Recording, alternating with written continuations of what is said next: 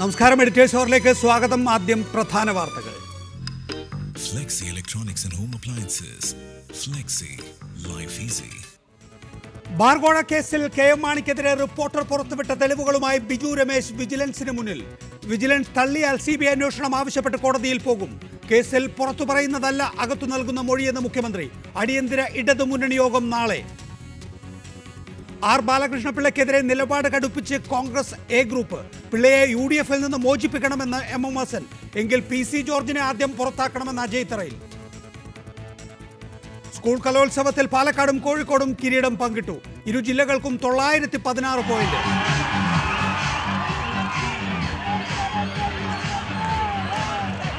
സമാപന ചടങ്ങിനിടെ അബ്ദുറബിന് കരിങ്കൊടി പ്രതിഷേധം. വിഴിഞ്ഞം പദ്ധതിയുടെ ടെൻഡർ നടപടികളുമായി സർക്കാരിന് മുന്നോട്ട് പോകാമെന്ന് സുപ്രീംകോടതി.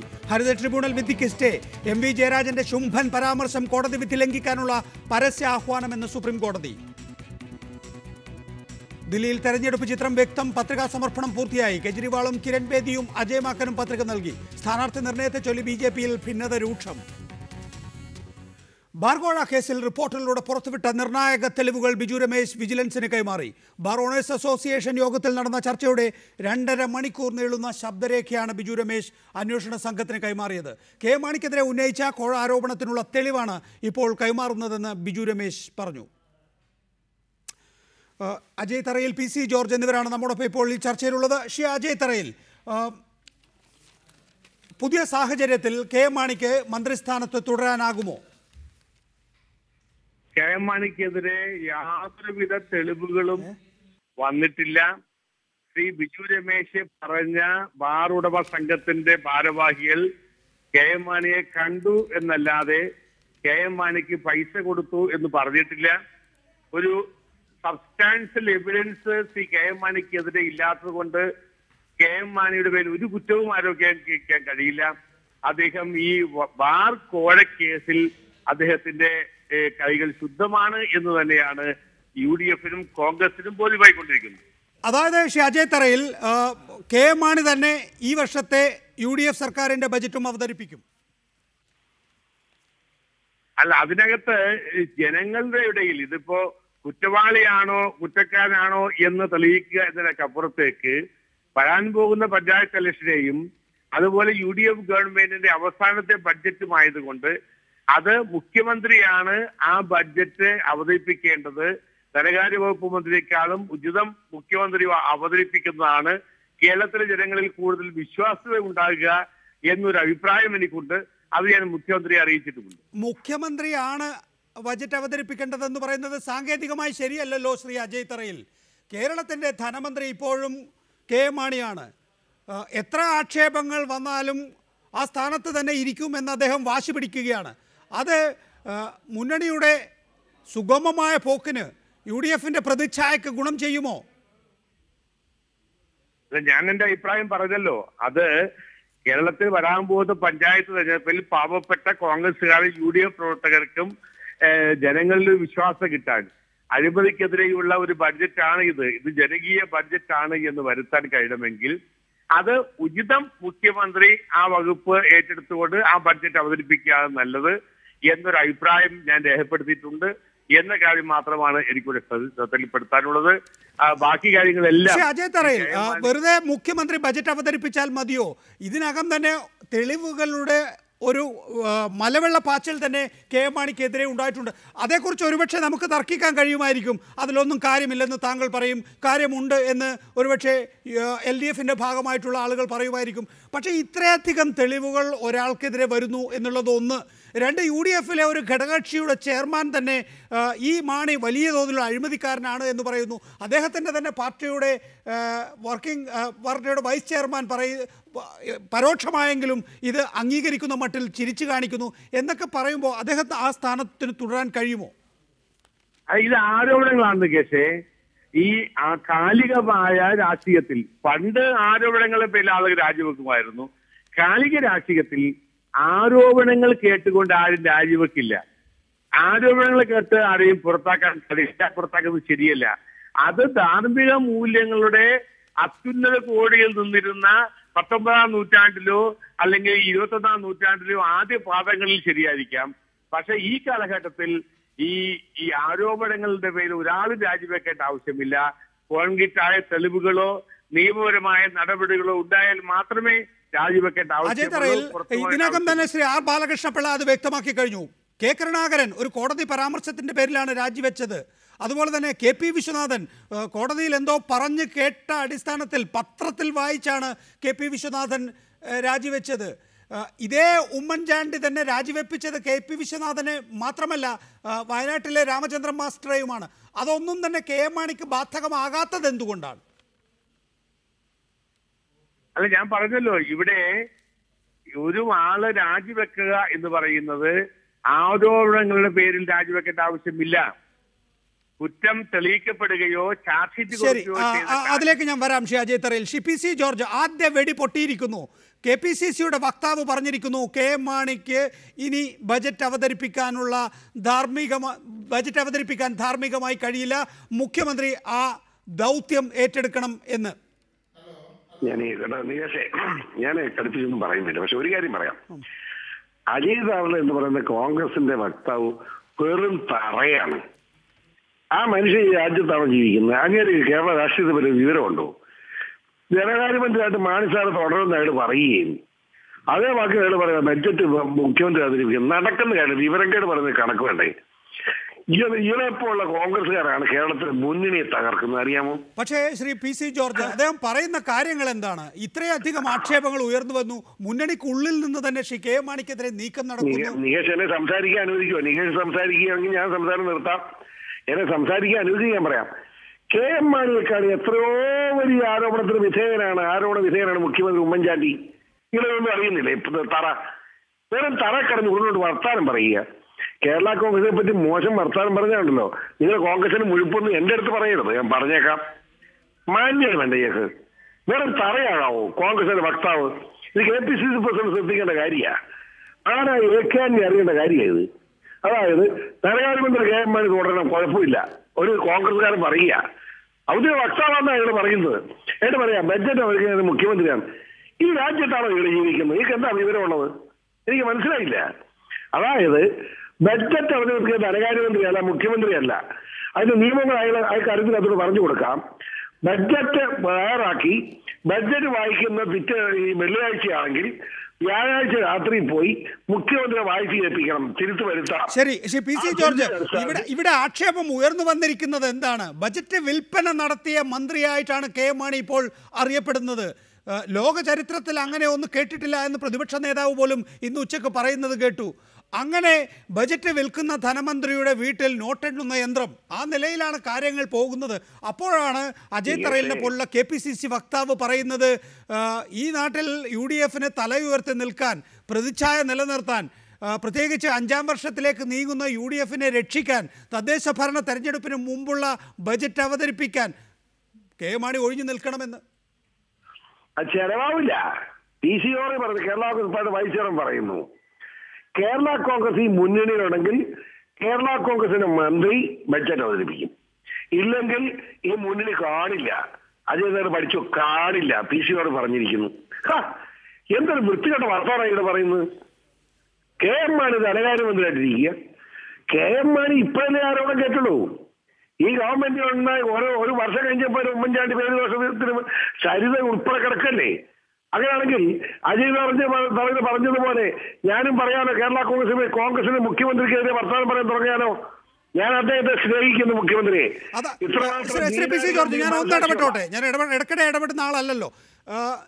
താങ്കൾ പറയുന്നത് ഇനി അഥവാ കെ എം മാണിയെ ബജറ്റ് അവതരിപ്പിക്കാൻ കഴിയുന്നില്ല എങ്കിൽ, അനുവദിക്കുന്നില്ല എങ്കിൽ ഈ സർക്കാർ കാണില്ല. കെ എം മാണി ബഡ്ജറ്റ് അവതരിപ്പിക്കണമെന്ന സ്റ്റാൻഡ് ഒരു കാര്യം ഞാൻ പറയാം. കേരള കോൺഗ്രസ് പാർട്ടി പറയുന്നയാൾ ബഡ്ജറ്റ് അവതരിപ്പിക്കും, മനസ്സിലായോ? കെ എം മാണി പറയുന്നയാൾ ബഡ്ജറ്റ് അവതരിപ്പിക്കും, മനസ്സിലായോ? അത് കെ എം മാണിയാണ് ആരാകണമെന്ന് കെ എം മാണി തീരുമാനിക്കും, അല്ലാതെ കോൺഗ്രസ്സുകാരൻ തീരുമാനിക്കണ്ട. അത് ഞങ്ങൾ കേരള കോൺഗ്രസ്സുകാർ തീരുമാനിച്ചോളാം. സൗകര്യമായിട്ട് മുന്നിൽ കൊണ്ടുപോയാൽ മതി, മനസ്സിലായോ? അർത്ഥം മനസ്സിലായല്ലോ? അല്ലാതെ കോൺഗ്രസ്സുകാരുടെ പേരിപ്പീരൊന്നും ഞങ്ങളുടെ അടുത്ത് വേണ്ട. മാനം വരെ മുഖ്യമന്ത്രിയെ ബഹുമാനമുണ്ട് ഉമ്മൻചാണ്ടിയെ. ആ ഉമ്മൻചാണ്ടി ദീനാനുകമ്പയുള്ള മനുഷ്യത്വമുള്ളവരുമാണ്. അദ്ദേഹത്തിന്റെ നേതൃത്വത്തെ ബഹുമാനിക്കുന്നു. പക്ഷെ ഇതുപോലുള്ള നങ്കൂരങ്ങൾ, വെറും തറകളിറങ്ങി കോൺഗ്രസിനെ അപമാനിക്കുന്ന നിലയിലേക്ക് നീങ്ങിയാൽ കേരള കോൺഗ്രസും പലരും ചിന്തിക്കേണ്ടി വരും. മനസ്സിലായോ? ദയവായി തുടരുക. ഞാൻ താങ്കളിലേക്ക് മടങ്ങിയെത്താം. ശ്രീ ജോണി നെല്ലൂർ, ഇക്കാര്യത്തിൽ താങ്കളുടെ കാഴ്ചപ്പാട് അറിയാൻ ആഗ്രഹമുണ്ട്. കെ മാണി ബജറ്റ് അവതരിപ്പിക്കേണ്ട എന്നാണ് KPCC വക്താവ് പറയുന്നത്. മുഖ്യമന്ത്രി അവതരിപ്പിക്കട്ടെ, അദ്ദേഹത്തിന് അതിൻ്റെതായ ന്യായങ്ങളുണ്ട്. ഇത്രയധികം ആക്ഷേപങ്ങൾ വന്നിരിക്കുന്നു, ജനങ്ങളുടെ മുമ്പിൽ ആകെ തന്നെയും പ്രതിച്ഛായ നഷ്ടപ്പെട്ടിരിക്കുന്നു. തദ്ദേശ ഭരണ തെരഞ്ഞെടുപ്പിന് മുമ്പുള്ള ബജറ്റാണ്, ഭാവനാപൂർണ്ണമായ ബജറ്റ് വേണം. അപ്പോൾ ബജറ്റ് വിൽപ്പന നടത്തിയ ഒരാളെ ബജറ്റ് അവതരിപ്പിക്കാൻ അനുവദിക്കുന്നത് ജനങ്ങളുടെ കണ്ണിൽ സംശയത്തിനിടയാക്കും. അതുകൊണ്ട് കെ മാണി മാറി നിന്ന് മുഖ്യമന്ത്രി ബജറ്റ് അവതരിപ്പിക്കട്ടെ എന്ന് സ്വന്തം നിലയിൽ പറഞ്ഞതല്ല, KPCC വക്താവ് എന്നുള്ള നിലയിൽ ശ്രീ അജയ് തറയിൽ പറയുകയാണ്. അതിന് PC ജോർജിന് മറുപടിയുണ്ട്. ഈ കെ മാണിക്കെതിരെ വന്ന ആക്ഷേപങ്ങളെക്കാൾ ഉമ്മൻചാണ്ടിക്കെതിരെ ആക്ഷേപം ഉണ്ടായിട്ടുണ്ട്. ഇനി അഥവാ കെ മാണി അല്ല ബജറ്റ് അവതരിപ്പിക്കുന്നതെങ്കിൽ ഇവിടെ അങ്ങനെ ഒരു ബജറ്റ് അവതരിപ്പിക്കാൻ UDF സർക്കാർ ഉണ്ടാകില്ല എന്ന് താങ്കൾ എവിടെ നിൽക്കുന്നു?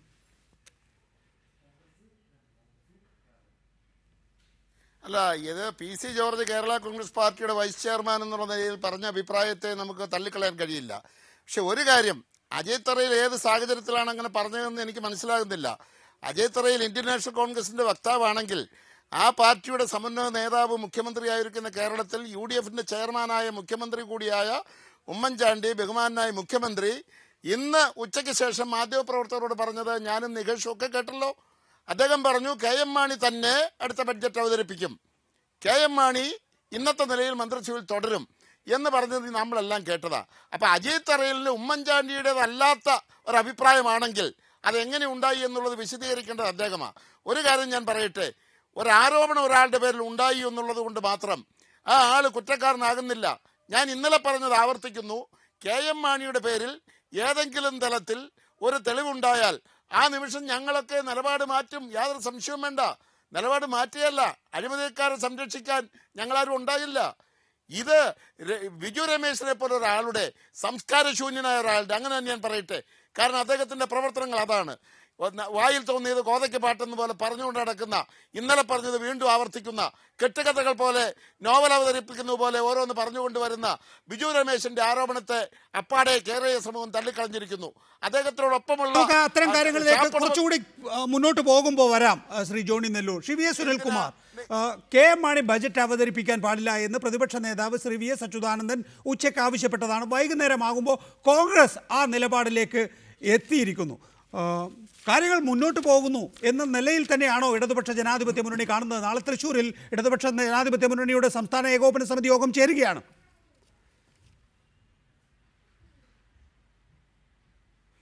അല്ല, KM മാണി ഒരു നിമിഷം പോലും ഈ സ്ഥാനത്ത് തുടരാൻ അദ്ദേഹത്തിന് ഇനി സാധ്യമല്ല. കാരണം കേരള കോൺഗ്രസിന്റെ വക്താവ് തന്നെ പറഞ്ഞു കഴിഞ്ഞു, അദ്ദേഹം ഇനി ബഡ്ജറ്റ് അവതരിപ്പിക്കേണ്ട, മുഖ്യമന്ത്രി അവതരിപ്പിച്ചാൽ മതിയെന്ന്. അപ്പോൾ കേരള കോൺഗ്രസ് മാണി ഗ്രൂപ്പിന്റെ വൈസ് ചെയർമാൻ പറഞ്ഞ കാര്യം നികേഷ് ശ്രദ്ധിച്ചിട്ടുണ്ടോ എന്ന് എനിക്കറിയില്ല. അദ്ദേഹം പറഞ്ഞ കാര്യം എന്താ, കേരള കോൺഗ്രസ് മാണി ബഡ്ജറ്റ് അവതരിപ്പിക്കുന്നില്ലെങ്കിൽ അദ്ദേഹം പറയുന്ന ആൾ ബഡ്ജറ്റ് അവതരിപ്പിക്കുന്നതാണ്.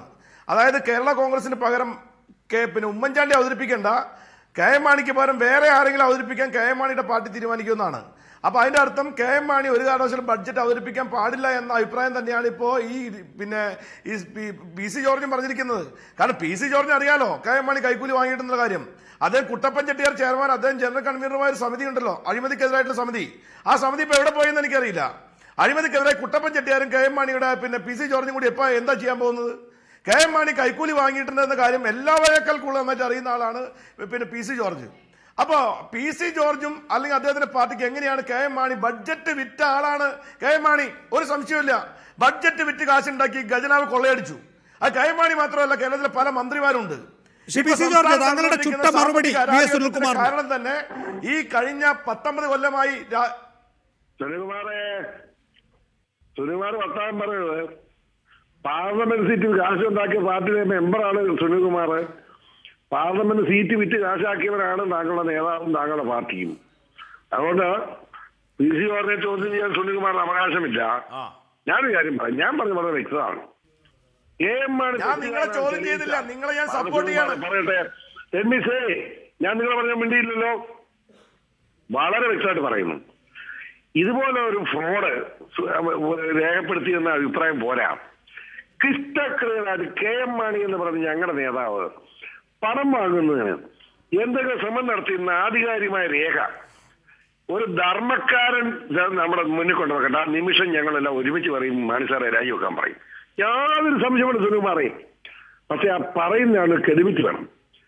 തന്റെ വരുമാനം നഷ്ടപ്പെട്ടു, കരികീറിനെ പോയി കൊള്ളപ്പലിശ, ജനങ്ങളെ വിറ്റ് ഉണ്ടാക്കേണ്ട കാശ് നഷ്ടപ്പെട്ടു എന്നതിന്റെ പേരിൽ ഒരു വ്യക്തി ആരുമാവട്ടെ അയാൾ ഇറങ്ങി ഈയനം പ്രചരണമായിട്ടാണെന്ന് വിശ്വസിക്കാൻ പറ്റില്ല. അല്ലല്ല, ശ്രീ പി സി ജോർജ്, നേരത്തെ ശ്രീ സുനിൽകുമാർ പറഞ്ഞത്, താങ്കൾ പറഞ്ഞു കെ എം മാണിയോ കെ എം മാണി പറയുന്ന ആളോ ബജറ്റ് അവതരിപ്പിക്കും എന്ന്. അതായത് രാജി സാധ്യത കാണുന്നു. ആരാണ് കേരള കോൺഗ്രസിൽ കെ എം മാണി രാജിവെച്ചാൽ ആ സ്ഥാനത്തിരിക്കാൻ പറ്റിയ യോഗ്യൻ? നികേഷ് അങ്ങോട്ട് പോകാമെന്ന് ഞാൻ പറഞ്ഞ കേക്ക്. ഇപ്പോഴത്തെ സാഹചര്യത്തിൽ കെ എം മാണി എന്നുള്ള ഞങ്ങളുടെ പാർട്ടി ചെയർമാൻ തന്നെ ബഡ്ജറ്റ് അവതരിപ്പിക്കണം. ഇതാണ് ഞങ്ങളുടെ കാഴ്ചപ്പാട്. അതല്ല, സമയമുണ്ട്. ഫെബ്രുവരി 27 നിയമസഭ എന്ന് പറയുന്നത് മാർച്ച് 6 ഞങ്ങൾ മാറ്റിയിട്ടുണ്ട്. അപ്പൊ മാർച്ച് 6 നിയമസഭ നടക്കുമ്പോ അതിനു മുമ്പ് ബഹുമാനപ്പെട്ട സുനിൽകുമാറോ പ്രതിപക്ഷമോ ക്രിസ്റ്റൽ ക്ലിയറായി ഞങ്ങളുടെ പാർട്ടിയിൽ ഏതെങ്കിലും മന്ത്രി അഴിമതി കാണിച്ചു എന്ന് തെളിവുണ്ടെന്നാൽ ഞങ്ങൾ പറയും രാജിവെക്കാൻ. യാതൊരു സംശയം വേണ്ട. അടിമറിയിട്ട് ഞാൻ പറയുക. വെറുതെ 50 കൊല്ലത്തെ രാഷ്ട്രീയ പൊതുപ്രവർത്തന പാരമ്പര്യമുള്ള വ്യക്തിയെ നിസാരമായി അപമാനിച്ച് പുറത്താക്കാൻ നോക്കിയാൽ കൂട്ടുനിൽക്കുന്നത് മനസാക്ഷിയുള്ളവർക്ക് പറ്റില്ല. ഞങ്ങൾ ഒറ്റക്കെട്ടാണ്. അപ്പൊ ഇതുവരെ കിട്ടിയതൊന്നും തെളിവല്ലേ? ഇതുവരെ കിട്ടിയ കാര്യങ്ങൾക്കൊന്നും നിങ്ങൾക്ക് ഒരു ബോധ്യവും ഉണ്ടാകുന്നില്ലേ? നികേഷിന് ബോധ്യമില്ല എന്നോട് പറയുന്നേ. നികേഷേ, ഞാൻ വളരെ മാന്യമായി സംസാരിക്കാൻ ആഗ്രഹിക്കുന്നതുകൊണ്ടാണ് ഞാൻ ഒന്നും പറയാത്തത്. ബിജു രമേശ് എന്ന് പറയുന്ന ഒരു കള്ളുഷാപ്പ് കച്ചവടക്കാരന്റെ മാന്യതയെ പറ്റി ഞാൻ പറയണോ? തിരുവനന്തപുരത്തിനോടാണ് സംസാരിക്കുന്നത്. അയാളെ പറ്റി സംസാരിക്കുന്ന പോലും അപമാനമാണ്. എന്റെ നാവിന് കളങ്കമാണെന്ന് ഞാൻ കരുതുകൊണ്ട് മിണ്ടാതിരിക്കുക. നികേഷ് എന്നെ കൊണ്ട് ഗ്രാമീണ ഭാഷ പറയാൻ അനുവദിക്കരുത്. ഞാൻ ഇന്നലെ പോലും തീരുമാനിച്ചു ഗ്രാമീണ ഭാഷ പറയില്ല എന്ന്. അതുകൊണ്ടാണ് സംസ്കാര സമ്പത്ത് കേരള ജനസമൂഹത്തിന് കൊടുക്കണമല്ലോ. ഞാൻ പൊതുപ്രവർത്തകനല്ലേ. നികേഷ് എന്ന് പറയുന്നത് എന്റെ സഹോദരൻ, എന്റെ അനിയനാണ് നികേഷ്. നികേഷോട് ഞാൻ പറയുന്നു, നികേഷ് പറ മാണി സാർ കാശ് മറിച്ച് ഇന്ന തെളിവുണ്ടെന്ന് എന്നെ ബോധ്യപ്പെടുത്ത്. Shri P C George, doctor Biju Ramesh ഇന്നലെ നൽകിയ തെളിവുകളെല്ലാം തന്നെയും കെ എം മാണിയിലേക്ക് പണം ഒഴുകിയിട്ടുണ്ട് എന്നതിൻ്റെ ശരിയായ തെളിവുകൾ തന്നെയാണ്. അത് വിശ്വസനീയവുമാണ്. താങ്കൾ എന്നെ വിശ്വസിക്കുകയാണ് എങ്കിൽ അത് വിശ്വസനീയമാണ് എന്ന് ഞാൻ പറയുകയാണ്. കാരണം ഒരു ഘട്ടത്തിലല്ല കെ എം മാണി വാങ്ങിയിരിക്കുന്നത്. ഒരു ഘട്ടത്തിൽ 1 കോടി, രണ്ടാമത്തെ ഘട്ടത്തിൽ 2 കോടി, മൂന്നാമത്തെ ഘട്ടത്തിൽ 30 കോടി വരെ കൊടുക്കാൻ ബാർ ഉടമകൾ തയ്യാറാകുന്ന പ്രത്യേക സാഹചര്യം സൃഷ്ടിക്കാൻ കെ എം മാണിക്ക് കഴിഞ്ഞു എന്നുള്ളത് സംശയാസ്പദമായ സാഹചര്യത്തിൽ കെ എം മാണിയെ എത്തിക്കുന്നു എന്ന് ഞാൻ വാദിച്ചാൽ? നികേഷ് പറഞ്ഞ വാദഗതി ഞാൻ മുഖവിലേക്ക് എടുക്കുകയാണ്. ഈ നിമിഷം മുതൽ അതിന്റെ ചരിത്ര സത്യത്തിലേക്ക് ഞാൻ കടക്കട്ടെ. ഞാൻ ആലോചിക്കാം. 2 ദിവസം നികേഷ് മറുപടി പറയാം. എനിക്ക് ബോധ്യമില്ലാത്ത കാര്യത്തിൽ ഞാൻ മറുപടി പറയല്ലോ. നികേഷ് എന്റെ സ്വഭാവം അറിയാമല്ലോ. എനിക്ക് ബോധ്യപ്പെട്ടാൽ, ഞാൻ ചിലപ്പോൾ പൊതുപ്രവർത്തകനാണ്, എനിക്ക് ബോധ്യപ്പെട്ടാൽ ആരെയും ഭയപ്പെടുന്ന പ്രശ്നമില്ല. ആർക്കെതിരെയും ഞാൻ വർത്തമാനം പറയും. നികേഷ് ഇപ്പൊ പറഞ്ഞ വികാരം എന്റെ മനസ്സിൽ കൊണ്ടു, എന്റെ മനസ്സിൽ വേദനിക്കുന്നു. ഞാൻ പഠിക്കട്ടെ, ഞാൻ പഠിച്ചിട്ട് അഭിപ്രായം പറയാം. ദയവായി തുടരുക. ഡോക്ടർ ബിജു രമേശും ടെലിഫോൺ ലൈനിൽ. ഡോക്ടർ ബിജു രമേശ്, വലിയ ആക്ഷേപങ്ങളാണ്. താങ്കൾ പറയുന്നത് പോലെ തെറിപ്രയോഗം തന്നെയാണ് താങ്കൾക്ക് നേരെ UDF-ന്റെ ഭാഗത്ത് നിന്നുണ്ടാകുന്നത്. അല്പം മുമ്പ് ശ്രീ പി സി ജോർജ് പറഞ്ഞത് താങ്കൾ കേട്ടിട്ടുണ്ടാകും. നേരത്തെ ശ്രീ ജോണി നെല്ലൂർ പറയുകയായിരുന്നു സംസ്കാര ശൂന്യനാണ് എന്ന്. വലിയ ആക്ഷേപങ്ങൾ ഉന്നയിച്ചിട്ട് ഉണ്ടയില്ല വെടിയായിപ്പോയി എന്ന് തോന്നുന്നുണ്ടോ ഇന്ന് വിജിലൻസ് ഉദ്യോഗസ്ഥരെ കണ്ടതിന് ശേഷം താങ്കൾക്ക്? ഒന്നാമത് ഇവരൊക്കെ പറയുന്നതിനോട് അവരുടെ വികാരം കൊണ്ട് പറയുന്നതാണ് കാര്യം. അവർക്കറിയാം, അവരുടെയൊക്കെ ആത്മാർത്ഥത ആണ് നമ്മൾ ചോദിക്കേണ്ടത്. അവരുടെയൊക്കെ ആ മനസാക്ഷിക്ക് അറിയാം ഇത് നടന്നിട്ടുള്ള അഴിമതിയെ കുറിച്ച് വളരെ വ്യക്തമായി ഈ പറയുന്ന നേതാക്കന്മാർക്കൊക്കെ അറിയാം. പിന്നെ ഈ പറയുമ്പോൾ എന്റെ കുടുംബ പശ്ചാത്തലമൊന്നുമല്ല ഈ പറയപ്പെടുന്നവരുടെ. എന്റെ അമ്മ കള്ളുഷാപ്പിലെ ജീവനക്കാരിയായിരുന്നില്ല, അച്ഛന് കള്ളുഷാപ്പുമായിട്ട് ഒഴുക്കുകാരനായിരുന്നില്ല. ആ നിലവാരത്തിലൊക്കെ ഉള്ളവരാണ് ഈ ഇപ്പം രാഷ്ട്രീയത്തിലൊക്കെ വന്ന് വെള്ള വിഷവേഷത്തിൽ ഈ അഭിപ്രായങ്ങളൊക്കെ പറയുന്നത്. എന്റെ കുടുംബത്തിൽ ഞാൻ മാത്രമാണ് ബാർ ഹോട്ടൽ തുടങ്ങുകയും നടത്തുകയും ചെയ്തത്. എന്റെ അച്ഛനോ എന്റെ പൂർവികരോ ആരും തന്നെ ഈ മദ്യ വ്യവസായമായിട്ട് ബന്ധവുമില്ല. അതൊന്നാമത്തെ കാര്യം. രണ്ടാമത്തെ കാര്യം, ഞാൻ കടം കയറി പലിശയ്ക്ക് മുട്ടിരിക്കുന്നൊന്നുമില്ല. ഇൻകം ടാക്സിന്റെ റെക്കോർഡ്സിൽ തന്നെ എനിക്ക് 2000-ലേറെ കോടി രൂപയുടെ ആസ്തിയുള്ള ബിസിനസ്സുകാരനാണ്. അത് പി സി ജോർജിനൊന്നും അറിയാത്തത് കൊണ്ടാണ്, എന്റെ ആസ്തിയെ കുറിച്ച് അറിയാത്തതുകൊണ്ടാണ് സംസാരിക്കുന്നത്. 2000-ലധികം ആസ്തി ഇൻകം ടാക്സ് ഉള്ള ഒരു വ്യക്തിയാണ് ഞാൻ. അപ്പൊ ബിസിനസ്സുമായിട്ട് ബന്ധപ്പെട്ട് ബാങ്ക് ലോൺസ് ഉണ്ടാവും.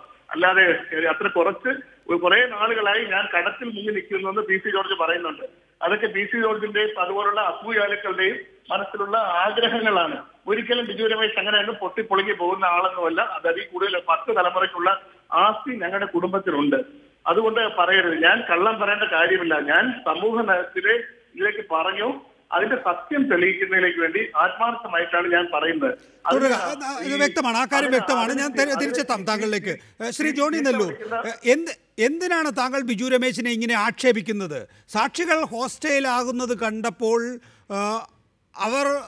അവരെ ക്വസ്റ്റ്യൻ ചെയ്യുന്നതിന് വേണ്ടി വിജിലൻസിന് ഇത്രയ കാര്യങ്ങൾ ഇവർ നേരത്തെ പറഞ്ഞതാണ്, ഇപ്പോൾ നിങ്ങളോട് മാറ്റി പറയുന്നുണ്ട് എങ്കിൽ അവരോട് ഇതൊന്ന് ക്രോസ് ചെക്ക് ചെയ്യണം എന്ന് കാണിക്കാൻ വേണ്ടി ബിജു രമേശ് ചില രേഖകൾ, ചില ശബ്ദരേഖ വിജിലൻസിന് നൽകുകയാണ്. പോലീസിനെ സഹായിക്കുകയാണ് ബിജു രമേശ്. പോലീസിനെ സഹായിക്കുന്ന ഒരു പൗരനെ എന്തിനാണ് ഇങ്ങനെ ആക്ഷേപിച്ച് കൊല്ലുന്നത്?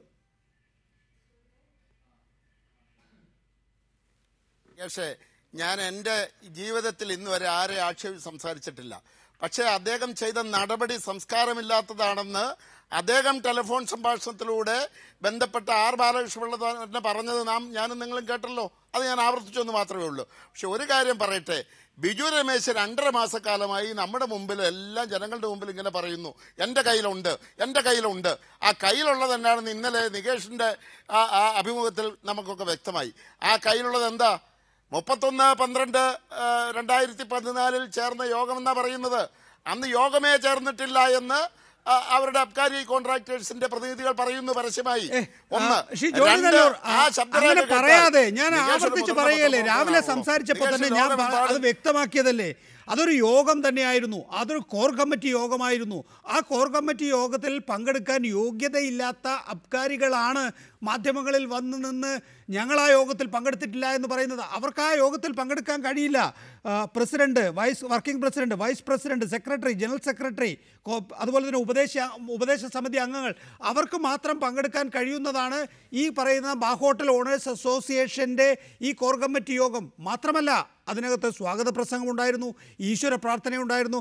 അങ്ങനെ എല്ലാ ക്രമങ്ങളും അനുസരിച്ച് നടന്ന യോഗം ശരിയായ യോഗമായിരുന്നു എന്ന് കഴിഞ്ഞ ദിവസം തന്നെ ആ ബാർ ഹോട്ടൽ ഓണേഴ്സ് അസോസിയേഷൻ്റെ പ്രസിഡന്റ് രാജ്കുമാർ ഉണ്ണി ഇന്നലെ വ്യക്തമാക്കുകയും ചെയ്തതാണ്. പിന്നെയും വീണ്ടും ആവർത്തിക്കുക എന്ന് പറയുമ്പോൾ ഞാൻ നികേഷ് ആവർത്തിക്കുകയല്ല. നികേഷ്, എനിക്ക് ഈ ബാർ അസോസിയേഷൻ്റെ നിരവധി ഭാരവാഹികളുമായിട്ട് അടുത്ത ബന്ധമുള്ള ആളാണ്. എൻ്റെ സുഹൃത്തുക്കൾ അവരിൽ പലരും. അവരൊക്കെ പറയുന്നത് ഇത് പച്ചക്കള്ളമാണ് എന്ന് അവരൊക്കെ പറയുമ്പോൾ എനിക്ക് വളരെ നാളായി അറിയാവുന്ന, നുണ പറയില്ല എന്ന് എനിക്ക് ബോധ്യമുള്ള ആളുകൾ പറയുന്നതിന് ഞാൻ വില കൊടുക്കുന്നു. അത്രേ ഉള്ളൂ. ഇവിടെ ബിജു രമേശിനെ ഞാൻ കണ്ടിട്ട് പോലുമില്ല. എനിക്ക് അദ്ദേഹത്തെ ഈ ചാനലിലൂടെ കണ്ടുള്ള പരിചയമല്ലാതെ എനിക്ക് പരിചയമില്ല. പക്ഷെ ഒരു കാര്യം ഞാൻ പറയട്ടെ, അദ്ദേഹം പറയുന്നത് ശരിയാണെങ്കിൽ, ആത്മാർത്ഥതയുണ്ടെങ്കിൽ അദ്ദേഹം തെളിവും കൊടുക്കട്ടെന്നേ. എന്താ ഈ തെളിവുണ്ടെന്ന് പറഞ്ഞ് ഇന്നലത്തെ ശബ്ദരേഖ അത് പോലീസ് പരിശോധിക്കട്ടെ. ഇവിടെ ആ തെളിവ് മാത്രമല്ല ശ്രീ ജോണി നെല്ലൂർ, 2.5 മണിക്കൂർ നീളുന്ന ഓഡിയോ ടേപ്പാണ് കൊണ്ടുകൊടുത്തത് ഡോക്ടർ ബിജു രമേശ്. അങ്ങനെ 2.5 മണിക്കൂർ ഓഡിയോ ടേപ്പ് കൊടുക്കുമ്പോൾ, അതാണ് ഞാൻ കഴിഞ്ഞ ദിവസം താങ്കളോട് കലഹിച്ചത്, വെറും KM മാണി മാത്രമേ അതിലുള്ളൂ. ബാക്കിയുള്ള മന്ത്രിമാരുടെ പേരുകൾ ഉണ്ടായിരുന്നു, അത് താങ്കൾ വെട്ടിമാറ്റി കൊടുത്തിരിക്കുകയാണ്. അത് സെൻട്രൽ ഏജൻസി അന്വേഷിക്കുകയാണെങ്കിൽ മാത്രമേ ആ പേരുകൾ കൂടി കൊടുക്കൂ എന്ന് പറയുമ്പോൾ താങ്കൾക്ക് കൃത്യമായ രീതിയിൽ KM മാണിയെ ടാർഗറ്റ് ചെയ്യുക എന്ന ലക്ഷ്യമുണ്ട്. ഇങ്ങനെ സത്യമായിട്ട് അങ്ങനെ ഒരു ലക്ഷ്യമൊന്നുമില്ല. ഒരു അഴിമതിയുടെ ഒരു കാര്യം ഞാൻ പുറത്തുവിട്ടു, അത് ഒരു സാഹചര്യത്തിൽ പറയാൻ അത് ഇടയായി. അതിനെ ഈ കേരള കോൺഗ്രസിലെ ചില ആൾക്കാർ വന്ന് പറഞ്ഞ് അതിനെ കളവാണെന്നും അതിലുപരി എന്നെ വ്യക്തിഹത്യ ചെയ്യുന്ന രീതിയിൽ വളരെ അപഹാസ്യവും അപമര്യാദ രീതിയിലും മാനസികമായി വിഷമം തോന്നുന്ന രീതിയിലുള്ള കാര്യങ്ങൾ പറയാൻ തുടങ്ങിയപ്പോഴാണ് അത് സ്ഥിരീകരിക്കണം എന്ന പല രീതിയിലുള്ള പുറകോട്ട് പോകാനുള്ള പ്രഷറൈസ് വന്നപ്പോൾ ഈ പറയപ്പെടുന്ന ശ്രീ PC ജോർജ് തുടങ്ങിയ വ്യക്തികളുടെ സംഭാഷണങ്ങളാണ് ഇതിന്റെ സത്യാവസ്ഥ ജനമധ്യത്തിൽ കൊണ്ടുവരണമെന്ന് വാശിയിരിക്കും വന്നത്. രണ്ടാമത് പറഞ്ഞ ശ്രീ ബാലകൃഷ്ണപിള്ള സാറിന്റെ പുറത്തു വിട്ടു എന്ന് പറഞ്ഞു. ബാലകൃഷ്ണപിള്ള സാറോ ബിജു രമേശോ അല്ല വലുത്, കേരളത്തിലെ ജനങ്ങളാണ് വലുത്. ജനങ്ങളുടെ മുന്നിൽ ഒരു അഴിമതി, ഇവിടെ നടക്കുന്ന അഴിമതി പുറത്തു കൊണ്ടുവരുന്നതിലേക്ക് വേണ്ടി ഞാൻ ബാലകൃഷ്ണപിള്ള സാറുമായിട്ടുള്ള സ്വകാര്യ സംഭാഷണം പുറത്തു വിട്ടു. ശരിയാണ്, ചെയ്തതിൽ തെറ്റുണ്ടെങ്കിലും അതിനേക്കാൾ വലിയ ശരിയുണ്ട്. ഈ രാജ്യത്തിന്റെ ഇത്രമാത്രം കൊള്ളയടിക്കപ്പെടുന്ന അഴിമതി ഇവിടുത്തെ ക്യാബിനറ്റ് മിനിസ്റ്റർ റാങ്കിലുള്ള ഒരു വ്യക്തി പറയുകയാണ്. അത് ജനം കേൾക്കണം എന്നുള്ളത് കൊണ്ട് തന്നെയാണ് പുറത്തുവിട്ടത്. അതിൽ എന്ത് തെറ്റുണ്ടെങ്കിലും അത് ഞാൻ ഏറ്റെടുക്കുന്നു. പക്ഷേ അതിലുപരി ഇങ്ങനെയുള്ള അഴിമതികൾ പുറത്ത് തുടച്ചു നീക്കാനുള്ള അതിന്റെ ഒരു തുടക്കം ആയിക്കോട്ടെ എന്ന് കരുതിയിട്ടാണ് അത് പുറത്തുവിട്ടത്. അതിൽ ഒരുപാട് ശരികളുണ്ട്. ശരികളാണ് വലുത്, ജനമാണ് വലുത്. തുടരുക. ശ്രീ ബിജു രമേശ്, ആ കാര്യം താങ്കൾ വ്യക്തമാക്കി കഴിഞ്ഞു. ഞാൻ അല്പം കഴിഞ്ഞ് താങ്കളിലേക്ക് ഒരിക്കൽ കൂടി മടങ്ങിയെത്തുന്നുണ്ട്. അഡ്വക്കേറ്റ് ജയശങ്കർ, ബജറ്റ് വിൽക്കുന്ന മന്ത്രിക്ക് വീട്ടിൽ നോട്ടെണ്ണൽ യന്ത്രം ഉണ്ടായേ തീരൂ, അങ്ങനെ ഒന്നുണ്ട് എന്നാണ് കഴിഞ്ഞ ദിവസം ബാർ ഉടമകൾ പറയുന്നത്. പാണന്മാർ ഇനി പാഞ്ഞ് നടക്കും ഈ ആക്ഷേപവുമായി. കേരളമാകമാനം ഇത് ചർച്ച ചെയ്യുന്നൊരു സാഹചര്യം ഉണ്ടാകുമ്പോഴാണ് KPCC വക്താവ് പറയുന്നത് മാണി ബജറ്റ് അവതരിപ്പിക്കേണ്ട, മുഖ്യമന്ത്രി അവതരിപ്പിച്ചാൽ മതി എന്ന്. എന്ത് രാഷ്ട്രീയ പ്രത്യാഘാതമാണ് ഉണ്ടാക്കാൻ പോകുന്നത്? ശ്രീ അജയ് തറയിൽ അത് പറയുന്നത് ഞാൻ കേട്ടിരുന്നു, ഞാനും ഉണ്ടായിരുന്നു ചർച്ചയിൽ. അദ്ദേഹം പറഞ്ഞത് ആത്മാർത്ഥമായിട്ട് നിഷ്കളങ്കമായ അഭിപ്രായമാണ് അദ്ദേഹം പറഞ്ഞത്. കാരണം എന്താ വെച്ചാൽ അദ്ദേഹം പറഞ്ഞത് KM മാണി അഴിമതിക്കാരനാണ് അല്ലെങ്കിൽ കൈക്കൂലിക്കാരനാണെന്ന് അജയ് തറയിൽ വിശ്വസിക്കുന്നില്ല. അദ്ദേഹത്തിന്റെ പാർട്ടിയിൽ നേതാക്കന്മാരും ആരും വിശ്വസിക്കുന്നില്ല. പക്ഷെ ജനങ്ങളുടെ മനസ്സിൽ ഈ ടെലിഫോൺ സംഭാഷണങ്ങൾ, ഈ ചോർത്തപ്പെട്ട ബാലകൃഷ്ണപിള്ള പറഞ്ഞ അതടക്കമുള്ള അഭിപ്രായങ്ങൾ പതിഞ്ഞിട്ടുണ്ട്. അത് ജനങ്ങൾ തെളിവ് നിയമവും ക്രിമിനൽ നടപടി നിയമം അനുസരിച്ചിട്ടല്ലോ കാര്യങ്ങൾ തീരുമാനിക്കുന്നത്. അവരുടെ ഒരു ബോധ്യത്തിന്റെ അടിസ്ഥാനത്തിലാണ്. അങ്ങനെ ഇരിക്കുന്ന ഒരു സാഹചര്യത്തിൽ UDFന്റെ അവസാനത്തെ ബഡ്ജറ്റ്, ഏറ്റവും അവസാനത്തെ അല്ല, അവസാനത്തിന്റെ മുമ്പത്തെ ബഡ്ജറ്റ് KM മാണി അവതരിപ്പിച്ചാൽ അത് ജനങ്ങളുടെ ഇടയിൽ വലിയ തെറ്റിദ്ധാരണ ഉണ്ടാക്കും. മാത്രമല്ല അദ്ദേഹം ഒരു കാര്യം കൂടി പറഞ്ഞു. അദ്ദേഹം പല ചാനലുകളിലും കഴിഞ്ഞ ദിവസങ്ങളിലൊക്കെ KM മാണിയെ ഡിഫെൻഡ് ചെയ്തുകൊണ്ടിരുന്ന ആളാണ്, ഇപ്പോഴും ഡിഫെൻഡ് ചെയ്യുന്ന ആളാണ്. ഈ ഡിഫെൻഡ് ചെയ്ത് ചാനലിൽ നിന്ന് പുറത്തേക്ക് ഇറങ്ങുമ്പോഴത്തേക്കും നല്ലവരായ നാട്ടുകാർ, അദ്ദേഹത്തിന്റെ പാർട്ടിക്കാർ അടക്കമുള്ള ആളുകൾ വിളിച്ചിട്ട് താൻ എന്ത് വർത്തമാനാണ് ഈ പറയുന്നത് എന്ന് അദ്ദേഹത്തോട് ചോദിക്കുന്നു. അപ്പൊ അദ്ദേഹത്തിന് തന്നെ ഒരു ബോധ്യമായി ഈ രീതിയിലുള്ള അഭിപ്രായം ഇനിയും പറഞ്ഞ് ചാനലിൽ നിന്ന് ഇറങ്ങുമ്പോഴത്തേക്ക് ജനങ്ങൾ കാത്തു നിൽക്കുകയാണ്. ഒരു വിളി കഴിയുമ്പോഴത്തേക്ക് അടുത്ത വിളി വരും. എന്താണ് അജയ ഇങ്ങനെ പറയുന്നത് എന്ന് ചോദിച്ചുകൊണ്ടാണ് അജയൻ ഇങ്ങനെ ഒരു അഭിപ്രായം പറഞ്ഞത്. അദ്ദേഹത്തിന്റെ വ്യക്തിപരമായ ബോധ്യമാണ്, കോൺഗ്രസിന്റെ അഭിപ്രായം അല്ലെന്ന് അദ്ദേഹം പറഞ്ഞു. വ്യക്തിപരമായ ബോധ്യത്തിന്റെ അടിസ്ഥാനത്തിലാണ്. എന്ന് മാത്രമല്ല അദ്ദേഹം രേഖാമൂലം ശ്രീ ഉമ്മൻചാണ്ടിയോട് ആവശ്യപ്പെട്ടിട്ടുമുണ്ട് ഇപ്പോഴത്തെ ഒരു സാഹചര്യം പരിഗണിച്ച് KM മാണിയിൽ നിന്ന് ധനകാര്യ വകുപ്പ് ഏറ്റെടുത്താലും ഇല്ലെങ്കിലും ബഡ്ജറ്റ് അവതരിപ്പിക്കുന്ന ഉത്തരവാദിത്വം, ഭാരിച്ച ഉത്തരവാദിത്വം ബഹുമാനപ്പെട്ട മുഖ്യമന്ത്രി തന്നെ നിർവഹിക്കണം എന്ന് പറഞ്ഞു. അത് അജയൻ പറഞ്ഞ അഭിപ്രായം സത്യത്തിൽ പൊതുജനങ്ങളുടെ ഇടയിലൊരു അഭിപ്രായമാണ്. PC ജോർജിനെ അറിയാമെന്ന് എനിക്കറിയില്ല. പൊതുജനങ്ങളുടെ ഇടയിൽ പൊതുവെ ഇങ്ങനൊരു അഭിപ്രായം ഉണ്ട്. ശ്രീ KM മാണി കളങ്കിയതിനാണ്. പക്ഷേ ഞാൻ നടപെട്ടോട്ടെ അഡ്വക്കേറ്റ് ജയശങ്കർ, ഇതൊക്കെ കേരള കോൺഗ്രസ് എമ്മിൽ നടക്കുമോ? ഇപ്പോൾ KM മാണി അല്ലെങ്കിൽ തന്നെ KM മാണിക്ക് ശേഷം ആരാണ് എന്ന് സംബന്ധിച്ച ചർച്ച കേരള കോൺഗ്രസിൽ പാത്തും പതുങ്ങി നടക്കുകയാണ്. അപ്പോഴാണ് KM മാണി രാജിവെക്കുക. മകനാണെങ്കിൽ ഡൽഹിയിൽ അയച്ചിരിക്കുകയാണ്. മറ്റൊരു MLA KM മാണിക്ക് കണ്ടെത്തി ധനവകുപ്പ് കൊടുക്കാൻ കഴിയില്ല. മാത്രമല്ല കൊടുത്ത ഒരു ദിവസം അവിടെ ഇരുന്നാൽ എന്തായിരിക്കും സ്ഥിതി ഈ പ്രായത്തിൽ എന്ന് പ്രത്യേകിച്ച് KM മാണിക്ക് അറിയാവുന്നതേ ഉള്ളൂ. അതുകൊണ്ട് തന്നെ അദ്ദേഹം ഇറങ്ങുമെന്ന് താങ്കൾക്ക് തോന്നുന്നുണ്ടോ? അല്ല, അദ്ദേഹം ഇറങ്ങുമോ ഇല്ലോ എന്നുള്ള വേറെ കാര്യമാണ്. പക്ഷേ ഞാൻ ഒരു കാര്യം പറയട്ടെ, ഇവിടെ ശ്രീ KM മാണിക്ക് വേണ്ടി വാദോരാതെ വാദിക്കുന്ന പല ആളുകളും, ഞാൻ പേര് പറയുന്നില്ല, അത് തീർച്ചയായിട്ടും ആന്റണി രാജുവിനെ പോലുള്ളവരല്ല എന്ന് ഉദ്ദേശിക്കുന്നത്. വേറെ ചില ആളുകൾ തന്നെയും അവിടെ ഈ TV ചാനലിൽ നിന്ന് ഇറങ്ങിയിട്ട് പിന്നെ നമ്മളോട് സംസാരിക്കുമ്പോൾ സ്വകാര്യമായിട്ട് പറയും KM മാണി സാർ കാശ് വാങ്ങിച്ചെന്നുള്ള സത്യമാണ്, എന്നാൽ ഉമ്മൻചാണ്ടി കാണിച്ച മഹാവൃത്തികേടായിപ്പോയി എന്നാണ് അവർ പറയുന്നത്. ഇവിടെ ഒരു പ്രധാനപ്പെട്ട കാര്യമുണ്ട്. ശ്രീ KM മാണിയുടെ പതനം കാണുന്ന ഏറ്റവും അധികം ആഗ്രഹിക്കുന്നത് പാവപ്പെട്ട അജയ് തറയിലിന്റെ പോലുള്ളവരല്ല, അല്ലെങ്കിൽ I ഗ്രൂപ്പുകാരല്ല. നേരെ മറിച്ച് ഈ ആരോപണത്തിന്റെ പിന്നിൽ ഒരു രാഷ്ട്രീയ ഗൂഢാലോചന ഉണ്ടെങ്കിൽ അത് തീർച്ചയായിട്ടും A ഗ്രൂപ്പിന്റെ ഭാഗത്തുണ്ടായതാണ് എന്ന കാര്യത്തിൽ എനിക്ക് യാതൊരു സംശയവുമില്ല. കാരണം അവരാണ് അദ്ദേഹത്തിന്റെ പതനം ആഗ്രഹിക്കുന്നത്. അതിന്റെ പ്രധാന കാരണവും നമുക്ക് എല്ലാവർക്കും അറിയാം. ഉമ്മൻചാണ്ടി ഇരിക്കുന്ന കസേരയിൽ KM മാണി ഇരിക്കാൻ ആഗ്രഹിച്ചു. CPM-ന്റെ ഭാഗത്തു നിന്ന് KM മാണിക്കെതിരെ വലിയ വിമർശനം ഉണ്ടായിട്ടില്ല, വലിയ ആക്ഷേപമൊന്നും ഉണ്ടായിട്ടില്ല. അതിന്റെ കാരണം എന്താ? അവർ ഒരുമിച്ച് ഒരു മന്ത്രിസഭ ഉണ്ടാക്കാൻ. അത് വളരെ പ്രധാനപ്പെട്ട ഒരു ചോദ്യമാണ്. ശ്രീ രാജു എബ്രഹാം, എന്തെല്ലാം നടക്കുന്നു ഈ നാട്ടിൽ? നിങ്ങൾ എവിടെയാണ്? ഈ LDF നാളെ യോഗം ചേരുന്നുണ്ട്. എപ്പോഴാണ് നിങ്ങളൊന്ന് ഉണരുക? ശ്രീ ബാലകൃഷ്ണപിള്ള കഴിഞ്ഞ ദിവസം പറഞ്ഞതുപോലെ ആട് കടിക്കുന്നത് പോലെ എല്ലാ ഇലകളിലും കടിച്ച് നടക്കുക എന്നുള്ളതല്ലാതെ ഒരു കോർഡിനേറ്റഡായ എഫേർട്ട് നിങ്ങളുടെ ഭാഗത്തു നിന്നും ഉണ്ടാകുന്നില്ലല്ലോ.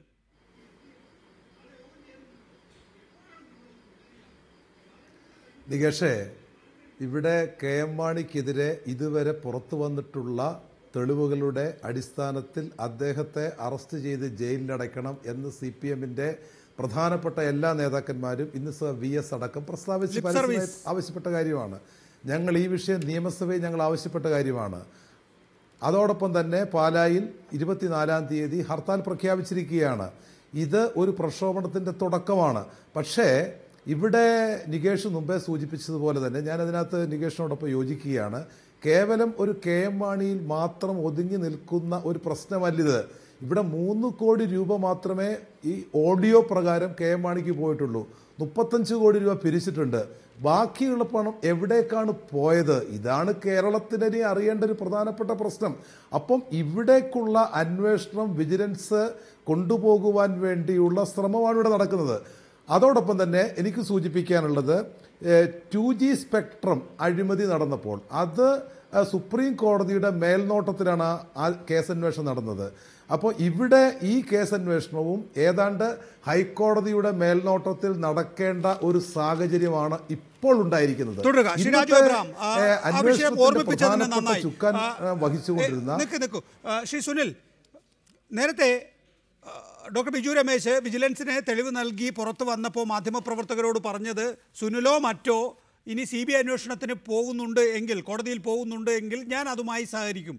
ഇനി അഥവാ വിജിലൻസ് അന്വേഷണം തള്ളുകയാണ് എങ്കിൽ, മാണിക്കെതിരെ ചാർജ് കൊടുക്കാതെ തള്ളുകയാണ് എങ്കിൽ അപ്പോൾ പോകും എന്നാണ്. എനിക്ക് രാഷ്ട്രീയ പാർട്ടികളുടെ പിൻബലം വേണം എന്ന് ബിജു രമേശ് ആവർത്തിച്ച് പറയുകയാണ്. എന്താണ് നിങ്ങളുടെ നീക്കം?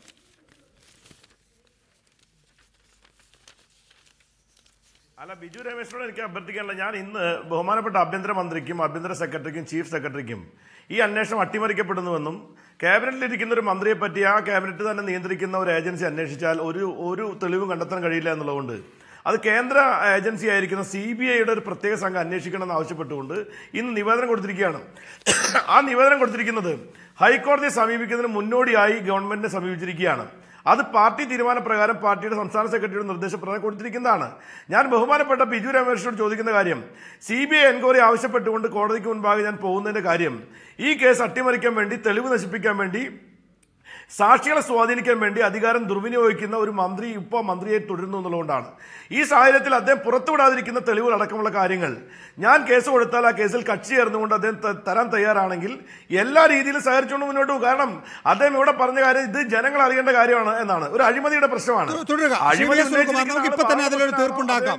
ഡോക്ടർ ബിജു രമേശ്, ഇപ്പോൾ ശ്രീ സുനിൽകുമാറാണ് സംസാരിച്ചുകൊണ്ടിരിക്കുന്നത്. സുനിൽ പറയുന്നത് സുനിലിന് എല്ലാ രേഖകളും കൊടുക്കാൻ തയ്യാറാണ് എങ്കിൽ CBI അന്വേഷണത്തിന് വേണ്ടി ഹൈക്കോടതിയിൽ അദ്ദേഹം പോകാമെന്നാണ്. തീർച്ചയായിട്ടും അദ്ദേഹം മുന്നോട്ട് വരിക, കേസ് ഫയൽ ചെയ്യുകയാണെങ്കിൽ അതിന് സപ്പോർട്ടിംഗ് ആയിട്ടുള്ള എവിഡൻസ് ഞാൻ നാളെ നമ്മുടെ അഡ്വക്കേറ്റുമായിട്ട് സംസാരിച്ചതിന് ശേഷം അവരുടെ കൂടെ അതിന് വേണ്ടത് കൊടുക്കാൻ ഞാൻ തയ്യാറാണ്. ബിജു എല്ലാ രേഖകളും തരാൻ തയ്യാറാണ് സുനിൽ? യെസ്, തീർച്ചയായിട്ടും. ഞങ്ങളിപ്പോ അഡ്വക്കേറ്റ് രഞ്ജിത്ത് തമ്പാൻ മുഖാന്തരമാണ് ഞാൻ നേരത്തെ KM മാണിയെ കേസിൽ പ്രതിയാക്കണമെന്ന് പറഞ്ഞുകൊണ്ട് കേസ് കൊടുത്തത്. ഞാൻ ബഹുമാനപ്പെട്ട അഡ്വക്കേറ്റ് രഞ്ജിത്ത് തമ്പാനുമായി ഇതിനകം സംസാരിച്ചു കഴിഞ്ഞതാണ്. വക്കീലിന്റെ കൂടി നിർദ്ദേശപ്രകാരമാണ് ഈ കാര്യം ചെയ്തിരിക്കുന്നത്. കാരണം സർക്കാരിനെ സമീപിച്ച് സർക്കാരിന് പറയേണ്ട കാര്യം സർക്കാർ കൊടുത്തിരിക്കുകയാണ്. ഇതുമായി ബന്ധപ്പെട്ടുകൊണ്ട് അഡ്വക്കേറ്റ് ജനറലിന്റെ മുൻപാകെ മന്ത്രി വിളിച്ച് സംസാരിച്ച അഡ്വക്കേറ്റ് ജനറൽ അന്വേഷണ ഉദ്യോഗസ്ഥന്മാരുമായി സംസാരിച്ച കാര്യവും വിവരാവകാശം വെച്ച് ചോദിച്ചപ്പോ എന്നോട് പറഞ്ഞ കാര്യം എന്താ, അത് പറയാൻ പറ്റില്ല, അത് തെളിവ് അന്വേഷണം നടന്നുകൊണ്ടിരിക്കുന്ന ഈ സാഹചര്യത്തിൽ ഇത് കോടതിയെ സമീപിച്ചുകൊണ്ടല്ലാതെ വിജിലൻസിന് കൊടുത്തിരിക്കുന്നത് KM മാണിക്കെതിരെയുള്ള ആക്ഷേപം മാത്രമാണ്. മറ്റു മന്ത്രിമാർക്കെതിരായ ആക്ഷേപം കേന്ദ്ര ഏജൻസി വരികയാണെങ്കിൽ അപ്പോൾ കൊടുക്കും എന്നാണ്. അങ്ങനെയാണെങ്കിൽ ഇപ്പൊ സുനിലിന് മറ്റു മന്ത്രിമാർക്കെതിരായ ആക്ഷേപങ്ങളുടെ രേഖകളും കൊടുക്കേണ്ടി വരും. ഇല്ല, പ്രധാനമായി ഞാനിപ്പോൾ ഇത് തെളിയിക്കുന്നതിലേക്കാണ് ഞാൻ പോകുന്നത്. സബ്സിക്വന്റ് ആയിട്ട് കേന്ദ്ര ഏജൻസി വരികയാണെങ്കിൽ അതിന്റെ ബാക്കിയുള്ള ഏജൻസി കേന്ദ്ര അന്വേഷണ വിഭാഗത്തിന്റെ കയ്യിലേക്ക് കൊടുക്കത്തുള്ളൂ. സുനിൽ, ഇവിടെ ഒരു പ്രധാനപ്പെട്ട പ്രശ്നം എന്താണെന്ന് അറിയാമോ? KM മാണിക്കെതിരെയുള്ള ആക്ഷേപം മാത്രമാണിപ്പോൾ ബിജു രമേശ് വെട്ടിയെടുത്തിരിക്കുന്നത്. ബാക്കിയുള്ളത് മാറ്റിവെച്ചിരിക്കുകയാണ്. ആ മാറ്റിവെച്ച രേഖകൾ കേന്ദ്ര ഏജൻസിക്ക് മാത്രമേ കൊടുക്കുള്ളൂ, സംസ്ഥാനത്തെ ഒരു അന്വേഷണ ഏജൻസിക്കും കൊടുക്കില്ല. അപ്പോൾ നിങ്ങൾക്ക് രേഖകൾ തരാമെന്ന് പറയുന്നത് മാണിക്കെതിരായ ആക്ഷേപം മാത്രമാണ്. ശ്രീ നികേഷ്, ഒരു കാര്യം മനസ്സിലാക്കേണ്ടത്, ഞാൻ ഈ കേരളത്തിനകത്താണ് ഇപ്പൊ ജീവിക്കുന്നത്. മാണിക്കെതിരായ ആക്ഷേപം കിട്ടിയാൽ മതി, മാണിക്കെതിരായ തെളിവ് കിട്ടിയാൽ മതി. അദ്ദേഹം എനിക്ക് തരേണ്ട കാര്യമില്ല. അദ്ദേഹം കോടതിയിൽ കക്ഷി ചേർന്നുകൊണ്ട് കോടതിയിൽ കൊടുത്താലും മതി. എനിക്ക് എന്റെ കയ്യിലേക്ക് തെളിവ് വരണമെന്ന് എന്റെ വക്കീലിന്റെ കയ്യിൽ കൊടുക്കണമെന്ന് ഞാൻ പറയുന്നില്ല.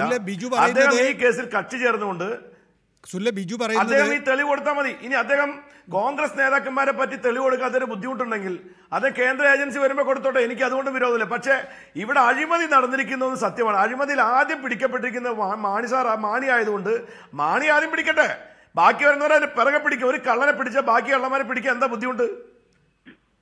അതാണ് ശരി, ഈ പറഞ്ഞതാണ് ശരി. ഇപ്പോൾ തന്നെ എനിക്ക് എന്റെ ജീവന് തന്നെ സംരക്ഷണമില്ല. കഴിഞ്ഞ ഒരാഴ്ച മുമ്പ് ഒരു തമിഴൻ എന്റെ വീട്ടിന്റെ 1ാമത്തെ നിലയിലേക്ക് കയറി. ബാക്കി 3-4 പേര് അയാളുടെ കൂടെ ഉണ്ടായിരുന്ന അയാൾ തന്നെ സമ്മതിക്കുന്നുണ്ട്. പിടിച്ച് രാത്രി 1 മണിക്ക് ആ സൺഷൈഡിൽ കണ്ട അയാളെ പിടിച്ച് പോലീസിലേൽപ്പിച്ചു. അതിനുശേഷം അയാൾ പോലീസ് 1 ദിവസം കഴിഞ്ഞ് വിട്ടയക്കുകയാണ് ചെയ്തത്. കേസ് രജിസ്റ്റർ ചെയ്യാത്തതുകൊണ്ട് കമ്മീഷണർക്ക് പരാതി ഇന്നലെ എന്റെ അനന്തരവൻ കൊണ്ടുപോയി കൊടുത്തു കമ്മീഷണർക്ക്. ഇന്നിപ്പോ SI വന്ന് മൊഴിയെടുക്കാൻ വേണ്ടി വന്നത് ഇന്നാണ്. പ്രതി എവിടെ പോയെന്ന് ആർക്കും അറിയില്ല. ആ വന്നത് വാടക കൊലയാളിയാണോ, മോഷണ ശ്രമത്തിലാണോ, എന്താണ് ഇവരുടെ പിന്നിലുള്ളത്? എന്റെ ജീവന് ഇത്രയും മാത്രം ഒരു സങ്കീർണമായ ഒരു അവസ്ഥയിലാണ് ഞാൻ നിൽക്കുന്നത്. ഏത് സമയത്തും എനിക്ക് എന്തെങ്കിലും സംഭവിച്ചു കഴിഞ്ഞാൽ ഈ കേസ് അട്ടിമറിക്കാൻ വളരെ എളുപ്പമായി. അതുകൊണ്ട് അതിന് ഒരു കൊട്ടേഷൻ ടീമിനെ കൊടുത്തിട്ടുള്ളതാണ് എന്നാണ് ഞാൻ ബലമായി സംശയിക്കുന്നത്. എനിക്ക് സംരക്ഷണം പോലും ഇല്ലാതിരിക്കുന്ന സാഹചര്യത്തിൽ ഞാൻ ബാക്കിയുള്ളവർക്കെതിരെ കൂടി ആരോപണം ഉന്നയിച്ചുകൊണ്ട് ഇറക്കി കഴിഞ്ഞാൽ ഞാൻ ചിലപ്പോൾ ഭൂമിയിലേ ഉണ്ടാകില്ല എന്നൊരവസ്ഥയിലാണ് ഞാൻ നിൽക്കുന്നത്. അതുകൊണ്ട് ഇതിനൊരു തീർപ്പുണ്ടാവുന്നത് വരെ ഞാൻ വളരെ സൂക്ഷിച്ചാണ്. ഇപ്പൊ പുറത്തു പോലും പോകുന്നത് പോലും വളരെ സൂക്ഷിച്ചു പോകുന്ന ഒരു അവസ്ഥയിലാണ്. എനിക്ക് ഈ ഗവൺമെന്റിന്റെ ഭാഗത്തുനിന്ന് ഒരു ഇന്ത്യൻ പൗരൻ എന്നുള്ള രീതിയിലും ഇത്രമാത്രം ടാക്സ് അടയ്ക്കുന്ന ഒരു പൗരൻ എന്നുള്ള രീതിയിൽ പോലുള്ള സംരക്ഷണം എനിക്ക് ലഭിക്കുന്നില്ല. ഇന്ന് ക്യാബിനറ്റിന് ശേഷം മുഖ്യമന്ത്രിയോടൊരു മാധ്യമപ്രവർത്തകൻ ചോദിച്ചു, ബിജു രമേശിന് വധഭീഷണി ഉണ്ടെന്നാണല്ലോ പറയുന്നതെന്ന് എന്ന് പറഞ്ഞപ്പോൾ മുഖ്യമന്ത്രിയുടെ മറുപടി എന്താണെന്ന് അറിയാമോ? ഇതുവരെ ഒന്നും സംഭവിച്ചില്ലല്ലോ എന്ന്. അതെ, അവരുടെ ആഗ്രഹം എന്നെ ഏതെങ്കിലും രീതിയിൽ ഉന്മൂലനം ചെയ്ത് കഴിഞ്ഞാൽ കേസോ അവരുടെ പ്രശ്നങ്ങളോ തലവേദനകളോ തീർന്നു. അപ്പൊ ഈ അയച്ചതിന്റെ കാര്യം മുഖ്യമന്ത്രിക്ക് അറിയാമോ? ഈ തമിഴൻ വന്നത് മുഖ്യമന്ത്രിക്ക് അറിയാമോ? ഇതുവരെ ഒന്നും സംഭവിച്ചിട്ടില്ലല്ലോ എന്ന് പറയുമ്പോൾ തന്നെ അതിനകത്തൊരു ധ്വനിയില്ലേ, ഇനി സംഭവിക്കാം. അപ്പൊ സംഭവിക്കുന്നതിന് വേണ്ടിയാണോ വെയിറ്റ് ചെയ്യുന്നത്? ഒരാളെ മരിച്ചതിന് ശേഷമാണ് പോലീസ് സംരക്ഷണം നൽകുന്നത്. ശ്രീ ജോണി നെല്ലൂർ, 2000 കോടി രൂപ അസറ്റുള്ള ഒരു വ്യവസായി, ഒരു വിദ്യാഭ്യാസ സ്ഥാപനങ്ങൾ അടക്കം നടത്തുന്ന ഒരു വ്യവസായിയാണ് കേരളത്തിൽ തനിക്ക് സുരക്ഷാ ഭീഷണി ഉണ്ട് എന്ന് പറഞ്ഞ് ഇപ്പോൾ കരഞ്ഞ് നിലവിളിക്കുന്നത്. ഇത് മുഖ്യമന്ത്രിയുടെ ശ്രദ്ധയപ്പെടുത്തിയപ്പോൾ മുഖ്യമന്ത്രി പറയുകയാണ് ഇതുവരെ ഒന്നും സംഭവിച്ചില്ലല്ലോ എന്ന്. സംഭവിച്ചാലേ എന്തെങ്കിലും ചെയ്യൂ എന്നാണ്.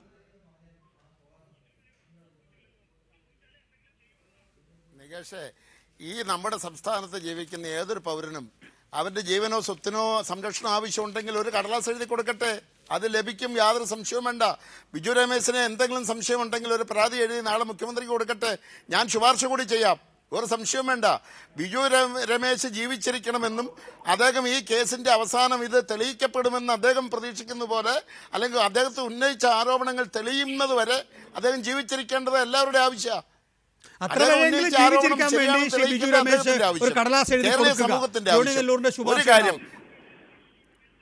തീർച്ചയായിട്ടും ഞാൻ നാളെ തന്നെ ശ്രീ ജോണി നെല്ലൂരിന്റെ ഉപദേശം സ്വീകരിച്ചിട്ട് കടലാസ് എഴുതി രമേശ് ഈ വേദിയിൽ വന്ന് നമ്മുടെ ഈ ടെലിവിഷൻ ചാനലിൽ വന്നിരുന്നുകൊണ്ട് പറയുന്ന കാര്യങ്ങളൊക്കെ കേരളീയ സമൂഹം കേൾക്കുന്നുണ്ട്. അദ്ദേഹത്തിന്റെ സുഹൃത്തുക്കളായ നിരവധി ആളുകൾ എന്റെ അടുത്ത പരിചയക്കാരാ, അവരൊക്കെ പറയുന്നത് കേൾക്കുമ്പോൾ എനിക്ക് വലിയ വിഷമം തോന്നുക. കാരണം ഞാൻ ഈ ബിജു രമേശിനെ ഒരിക്കൽ പോലും പരിഹസിച്ചിട്ടില്ല. അദ്ദേഹം പറയുന്നത് കേട്ടാൽ ഞാൻ എന്നും വ്യക്തമായ ഒരു നിലപാട് സ്വീകരിച്ച ആളാ.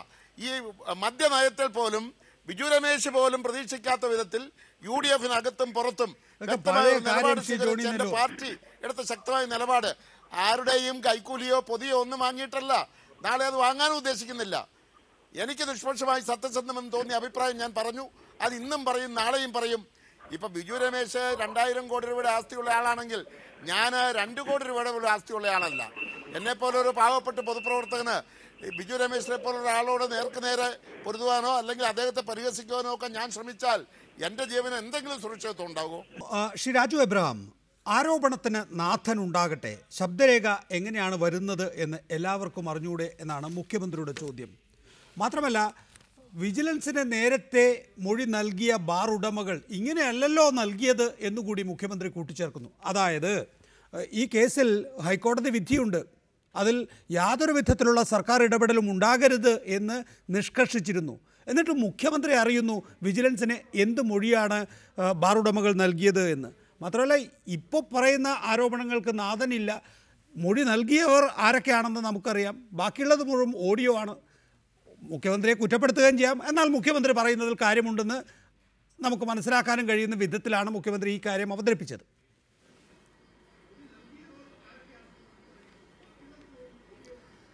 അല്ല, നിയമസഭയിൽ ഈ പ്രശ്നം ഞങ്ങൾ ആദ്യം ഉന്നയിച്ചപ്പോൾ തന്നെ ശ്രീ KM മാണി കുറ്റക്കാരനല്ല എന്ന് പരസ്യമായ നിലപാട് സ്വീകരിച്ച ആളാണ് മുഖ്യമന്ത്രി. പ്രാഥമികമായ അന്വേഷണം നടത്തി ഈ വിഷയത്തിൽ KM മാണി കോഴ വാങ്ങിയിട്ടുണ്ട് എന്ന് കേസ് രജിസ്റ്റർ ചെയ്ത ഘട്ടത്തിൽ ആഭ്യന്തരമന്ത്രി നിയമസഭയിൽ പറഞ്ഞത് KM മാണി കുറ്റക്കാരനല്ല, ഞങ്ങൾ KM മാണിയോടൊപ്പം ഉറച്ചു നിൽക്കുമെന്നാണ്. അതേ ഫാഷൻ തന്നെയാണ് ഇന്ന് ബഹുമാനപ്പെട്ട മുഖ്യമന്ത്രി ഈ ശ്രീ KM മാണിയിൽ വിശ്വാസം പൂർണ്ണമായി അരക്കിട്ടുറപ്പിക്കുന്ന പ്രസ്താവന നടത്തിയത്. എന്ന് പറയുമ്പോൾ ഒരു വിജിലൻസ് വളരെ ഗൗരവത്തോടുകൂടി അന്വേഷിച്ചു കൊണ്ടിരിക്കുന്ന ഒരു കേസ്, പ്രാഥമികമായി കുറ്റം തെളിഞ്ഞ കേസ്, ഓരോ ദിവസവും നിരവധി തെളിവുകൾ ഓഡിയോയുടെ രൂപത്തിൽ അതുപോലെ തന്നെ മൊഴികളുടെ രൂപത്തിൽ വന്നുകൊണ്ടിരിക്കുന്ന ഒരു കേസിനെ സംബന്ധിച്ചിടത്തോളം അന്വേഷണ ഉദ്യോഗസ്ഥന്മാരെ സ്വാധീനിക്കുക എന്ന ലക്ഷ്യത്തോടു കൂടി തന്നെയാണ് വിജിലൻസിന്റെ ചുമതലയുള്ള മുഖ്യമന്ത്രി ഇവിടെ വളരെ തെറ്റായിട്ടുള്ള രൂപത്തിൽ പ്രവർത്തിച്ചിരിക്കുന്നത്. അദ്ദേഹം ഏത് രൂപത്തിൽ ആളുകളെ ഈ കേസിനെ വളച്ചൊടിക്കാൻ ശ്രമിച്ചാലും അതൊന്നും കേരളത്തിലെ പൊതുസമൂഹം ഇനി വിശ്വസിക്കുന്ന പ്രശ്നമില്ല. കാരണം അന്വേഷണത്തിന്റെ ചൂണ്ടുപലക പോകുന്നത് മുഖ്യമന്ത്രിയിലേക്കും മറ്റു മന്ത്രിമാരിലേക്കുമാണ്. അത് ഏറ്റവും നന്നായി അറിയാവുന്ന മുഖ്യമന്ത്രിയോ സർക്കാരോ വിജിലൻസ് അന്വേഷണത്തിൽ ഇടപെടാൻ പാടില്ല. പക്ഷേ മുഖ്യമന്ത്രി അറിഞ്ഞിരിക്കുന്നു വിജിലൻസിന് ബാർ ഉടമകൾ നൽകിയ മൊഴി എന്താണ് എന്ന്. എന്താണ് ഇതിന്റെ ഗുട്ടൻസ്? അല്ല നികേഷും ഞാനും മാധ്യമങ്ങളിലൂടെ കണ്ടതല്ലേ, ഇന്ന രീതിയിലാണ് ഞാനും താങ്കളും മാധ്യമങ്ങൾ കണ്ട് എന്തും പറയും. അതുപോലെയല്ല സംസ്ഥാന മുഖ്യമന്ത്രി ചെയ്യേണ്ടത്. മുഖ്യമന്ത്രിക്ക് മുഖ്യമന്ത്രിയുടെ ഔദ്യോഗിക തലത്തിൽ ലഭിക്കുന്ന രേഖാപരമായ തെളിവുകളുടെ അടിസ്ഥാനത്തിൽ മാത്രമേ സംസാരിക്കാനാവൂ. അല്ല, ഒരിക്കലും അല്ല. മുഖ്യമന്ത്രി ഒരു പൊതുപ്രവർത്തകൻ കൂടിയാ. അദ്ദേഹം മാധ്യമങ്ങളിൽ വന്ന വാർത്ത അന്ന് മാധ്യമപ്രവർത്തകരോട് പറഞ്ഞു. ഞാൻ ചോദിക്കട്ടെ, ഇവിടെ ഇപ്പൊ രാജു അബ്രാഹം എൻ്റെ സ്നേഹിതനാ, പ്രിയപ്പെട്ട സ്നേഹിതനാ, അദ്ദേഹം പറയുന്നത് കേട്ടാൽ ഇവിടെ എന്താ ഇതെന്നെ വെള്ളരിക്കാ പട്ടണമാണോ? ഇവിടെ വിജിലൻസിന്റെ ചുമതലയുള്ള വിജിലൻസിന്റെ ഏറ്റവും മുതിർന്ന ഉദ്യോഗസ്ഥൻ വിൻസൻ എം പോൾ, ആരാ അദ്ദേഹം? ഇടതുപക്ഷ ഗവൺമെന്റ് അധികാരമിരുന്ന കാലം അത്രയും ഏറ്റവും വിശ്വസ്തനായ ഉദ്യോഗസ്ഥൻ, ആർക്കും സ്വാധീനിക്കാൻ കഴിയാത്ത ഉദ്യോഗസ്ഥൻ. അങ്ങനെ ഏറ്റവും കൂടുതൽ വിശ്വസ്തനായ സത്യസന്ധനായ ആരുടെയും സ്വാധീനത്തിന് വഴങ്ങാത്തൊരു ഉദ്യോഗസ്ഥന്റെ ചുമതലയിൽ ഇവിടെ അന്വേഷണം നടക്കുമ്പോൾ രാജ്യോപരാഗം പോലും അതിനെ തള്ളിപ്പറയുന്നു എന്ന് പറയുമ്പോൾ എനിക്ക് സഹതാപം തോന്നുകയാണ്. അപ്പോൾ തങ്ങൾക്ക് ഇഷ്ടമുള്ള രീതിയിൽ മാത്രം പ്രസ്താവനകൾ വരണം, തങ്ങൾക്ക് ഇഷ്ടമുള്ളത് മാത്രമേ അന്വേഷണ ഉദ്യോഗസ്ഥൻ പറയാവൂ എന്നൊക്കെ ശഠിക്കുന്നത് ശരിയാണോ? ഇവിടെ രാജ്യോപരാഗത്തോട് ഞാൻ പറയട്ടെ, ഒരു തെളിവ് കൊണ്ടുവരട്ടെ. വെറുതെ ബിജു രമേശ് എന്ന് പറയുന്ന ആള് അവിടെ ഇവിടെ കുറെ ജൽപ്പനങ്ങൾ നടത്തിയാൽ അദ്ദേഹം കൊടുത്തു എന്ന് പറയട്ടെ, 10 രൂപ കൊടുത്തു എന്ന് പറയട്ടെ, ഞാൻ വിശ്വസിക്കാം. അദ്ദേഹം കൊടുത്തില്ലല്ലോ. കൊടുത്തു എന്ന് പറയുന്ന ആളുകൾ താങ്കൾ ഏത് ലോകത്താണ് ഇരിക്കുന്നത്? ബിജു രമേശ് പറയുന്നത് ഈ പറയുന്ന 1 കോടി രൂപയിൽ 10 ലക്ഷം രൂപ ബിജു രമേശിൻ്റെതാണ്. അത് ബാങ്കിൽ നിന്ന് ഡ്രോ ചെയ്തത് കൊണ്ടുകൊടുത്ത ആൾക്കൊപ്പം പോയ തൻ്റെ സഹായി, ഇതൊക്കെയല്ലേ വിജിലൻസിൽ ബിജു രമേശ് പറഞ്ഞു കഴിഞ്ഞത്.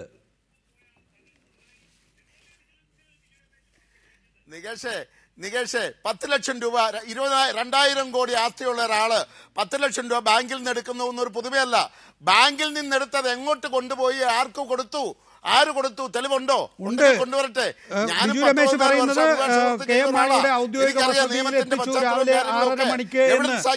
തെളിവായി ബിജു രമേശ് ഈ പോയി എന്ന് പറയുന്നവരുടെ മൊബൈൽ ഫോൺ ടവറിൻ്റെ രേഖകളൊക്കെ തന്നെയും വിജിലൻസിനെ സമർപ്പിച്ചിട്ടുണ്ട് എന്നുള്ള കാര്യം താങ്കളുടെ ശ്രദ്ധയിൽപ്പെടുത്തുന്നു. ശ്രീ സുനിൽകുമാർ, നാളെ LDF യോഗം ചേരുകയാണ്. വൈകിയാണെങ്കിൽ പോലും നിങ്ങൾ ഉണരുകയാണോ, അതോ എങ്ങനെയാണ് മാണിയെ രക്ഷിക്കേണ്ടത് എന്ന് സംബന്ധിച്ച കൂലങ്കഷമായ ചർച്ചയായിരിക്കുമോ തൃശ്ശൂരിൽ നടക്കുക ഭാവി ഘടകകക്ഷി എന്ന നിലയിൽ? നികേഷ്, ആവശ്യമില്ലാത്ത രീതിയിലേക്ക് ചർച്ച കൊണ്ടുകൊണ്ട ഇടതുപക്ഷ ജനാധിപത്യ മുന്നണി അടിയന്തരമായി കൂടുന്നത് ഈ ഗവൺമെന്റിനെതിരായി ഉന്നയിക്കപ്പെട്ടിരിക്കുന്ന ഗുരുതരമായ അഴിമതി ആരോപണത്തിന്റെ പേരിൽ ജനങ്ങളെ സംഘടിപ്പിച്ചുകൊണ്ട് സമരം നടത്താൻ ആലോചിക്കാൻ വേണ്ടിയിട്ടാണ്. പിന്നെ ഒരു കാര്യം ഞാൻ പറയാം, എൻ്റെ ബഹുമാന സുഹൃത്ത് ജോണി നെല്ലൂരോട് പറഞ്ഞൊരു കാര്യമുണ്ട്. അദ്ദേഹം പറഞ്ഞു പൈസ കൊണ്ട് കൊടുത്തോ എന്ന്. ഇത് ഞാൻ ചോദിക്കട്ടെ, ഈ ബാറുടമസ്ഥന്മാർ അവിടെ പോയതും അവിടെ ചെന്നതും മാണിയുടെ വീട്ടിൽ പോയതിൻ്റെയും രേഖകൾ കൊടുത്തത് ഈ ബിജു രമേശാണ്. ആ രേഖകൾ, ടവർ ലൊക്കേഷൻ രേഖകൾ അടക്കമുള്ള രേഖകൾ പോലീസിന്റെ കൈവശം ഇരിക്കുകയാണ്. അപ്പൊ പോയിട്ടില്ല എന്നവർക്ക് പറയാൻ കഴിയില്ല. പക്ഷെ അവരിപ്പോ പോയ ആളുകൾ പോയി അവിടെ മാണിക്ക് പൈസ കൊടുത്തില്ല എന്ന് പറഞ്ഞെങ്കിലും ആ മാണിക്ക് പൈസ കൊടുത്തില്ല എന്ന് പറയാൻ അവർ കാരണമായത് എന്താ? ബാറിന്റെ കാര്യത്തിൽ വന്നിരിക്കുന്ന തീരുമാന വ്യതിയാനമാണ് അതിന് കാരണം. നേരത്തെ എല്ലാ ബാറിലും അടയ്ക്കാൻ വേണ്ടി തീരുമാനിച്ച ഗവൺമെന്റ് 312 ബാർ തുറന്നു കൊടുക്കാൻ വേണ്ടി അവസരം കൊടുത്തു. പിന്നെ ബിയർ വൈൻ ബാർ തുറന്നു കൊടുത്തു. അത് വന്നപ്പോൾ ജോണി നെല്ലൂർ ഒന്നും മനസ്സിലായിട്ടില്ലേ? ഈ നയവ്യതിയാനത്തിന് വരാൻ കാരണം നയവ്യതിയാനം വന്നതുകൊണ്ടാണ് മാണിയുടെ വീട്ടിലേക്ക് പോയെങ്കിലും ഞങ്ങൾ പണം കൊടുത്തിട്ടില്ല എന്ന് ചില ബാർ ഉടമസ്ഥന്മാർ പറയാനുള്ള കാരണം അതാണ്. ഇത് ഏത് മനുഷ്യനും മനസ്സിലാവുന്ന കാര്യമല്ലേ? മാണിയുടെ ഒരു കാര്യം ചോദിക്കട്ടെ, ഇപ്പോൾ 2000 കോടിയുടെ ആസ്തി ബിജു രമേശിനുണ്ട്, 2 കോടിയുടെ ആസ്തി പോലും ജോണി നെല്ലൂരില്ല. ഞാൻ ജോണി നെല്ലൂരിനോട് PC ജോർജിനോട് ചോദിക്കട്ടെ, KM മാണി 50 കൊല്ലമായി ഇതിലുള്ള ആളാണല്ലോ, അദ്ദേഹത്തിന് ഇപ്പോഴത്തെ ആസ്തിയും അത് രാഷ്ട്രീയത്തിൽ വരുന്ന ആസ്തിയും തമ്മിൽ എന്ത് അന്തരമുണ്ടെന്ന് അന്വേഷിക്കാമോ? അദ്ദേഹത്തിന്റെ മരുമകന് ദുബായിൽ എന്താ ആസ്തി ഉണ്ടെന്ന് അന്വേഷിക്കാമോ? അദ്ദേഹത്തിന് കോഴിക്കോട്ടെ മരുവന് എന്താ ആസ്തിയുണ്ടെന്ന് അന്വേഷിക്കാമോ? ഈ ബന്ധുക്കളും സ്വന്തക്കാരുമായിട്ടുള്ള ആളുകൾ എത്ര കോടി സമ്പാദിച്ചു എന്നതിന്റെ തെളിവ്, അതിന്റെ കണക്ക് വെളിപ്പെടുത്താമോ? അവിടെ വീടിനകത്ത് വെച്ചിരിക്കുന്ന നോട്ടെണ്ണുന്ന യന്ത്രം എന്തിനാണെന്ന് നമുക്ക് എല്ലാവർക്കും അറിയാമല്ലോ. അവ ബഡ്ജറ്റ് വിറ്റ് കാശാക്കുക മാത്രമല്ല അതിനപ്പുറത്തുള്ള പൈസ ഉണ്ടാക്കിക്കൊണ്ടിരിക്കുന്ന ആളാണ് മാണി. അത് ജോണി നെല്ലൂർ എന്ത് നിഷേധിച്ചാലും ശരി, PC ജോർജ് എന്ത് നിഷേധിച്ചാലും ശരി, നാട്ടുകാർക്ക് അറിയാം. 50 കൊല്ലം മുമ്പ് ഞാൻ വരുമ്പോ എന്റെ ആസ്തി ഇത്രയാണ്, 2015 50 കൊല്ലം കഴിയുമ്പോ എന്റെ ആസ്തി ഇത്രയാണ് എന്ന് പറയട്ടെ അദ്ദേഹം.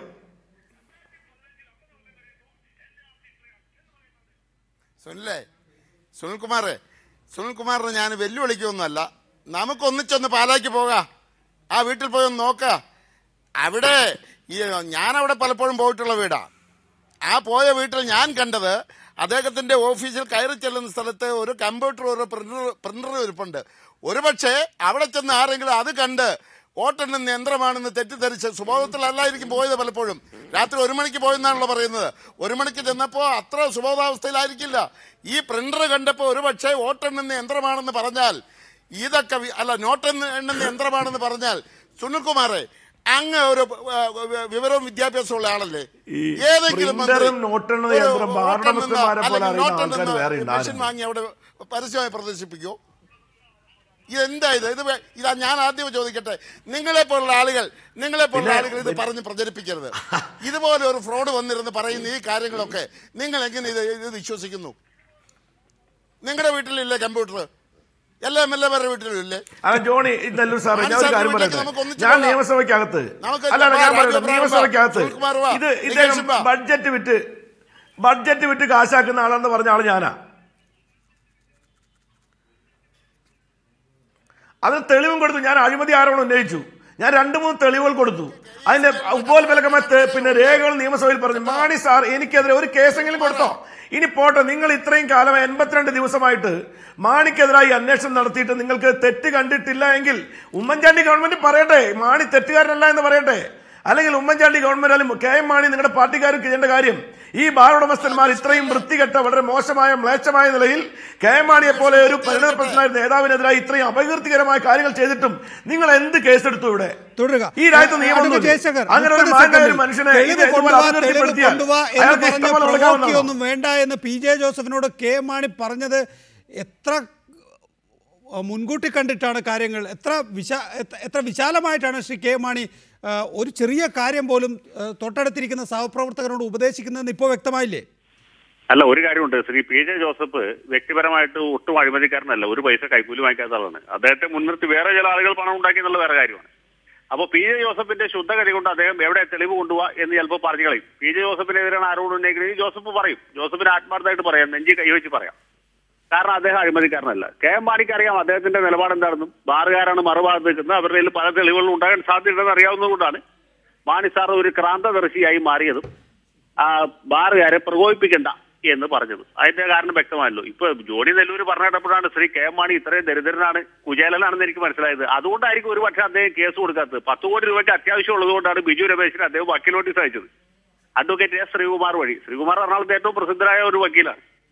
10 കോടി രൂപയ്ക്ക് അത്യാവശ്യമുണ്ട്, അതുകൊണ്ട് ബിജു രമേശ് ഉടനെ 10 കോടി തന്നില്ലെങ്കിൽ ഞാൻ മാനനഷ്ട കേസ് കൊടുക്കുന്നു പറഞ്ഞു. പക്ഷേ KM മാണി സാറിന് കോർട്ട് ഫീസ് അടയ്ക്കാൻ പൈസ ഇല്ലാതെ ബുദ്ധിമുട്ടുകയാണ്, അതാണ് അദ്ദേഹം കേസ് കൊടുക്കാത്തത് അല്ലേ? അതുപോലെ അദ്ദേഹത്തിന് വക്കീൽ ശ്രീകുമാറിന് ഫീസ് കൊടുക്കാനുള്ള പൈസയും ഇല്ല. നമുക്കൊരു കാര്യം ചെയ്യാം നികേഷ്, റിപ്പോർട്ടർ ചാനലിന്റെ ആഭിമുഖ്യത്തിൽ ശ്രീ KM മാണിയുടെ കുടുംബസഹായ ഫണ്ട് പിരിക്കാം. വളരെ നന്ദി അഡ്വക്കേറ്റ് ജയശങ്കർ. നമുക്ക് തൽക്കാലം അവസാനിപ്പിക്കാം, സമയക്കുറവുള്ളതുകൊണ്ടാണ്. രാജു എബ്രഹാം, ജോണി നെല്ലൂർ, VS സുനിൽകുമാർ, PC ജോർജ്, ബിജു രമേശ്, അജയ് തറയിൽ ഈ വിഷയത്തിൽ സംസാരിച്ചതിന് നന്ദി.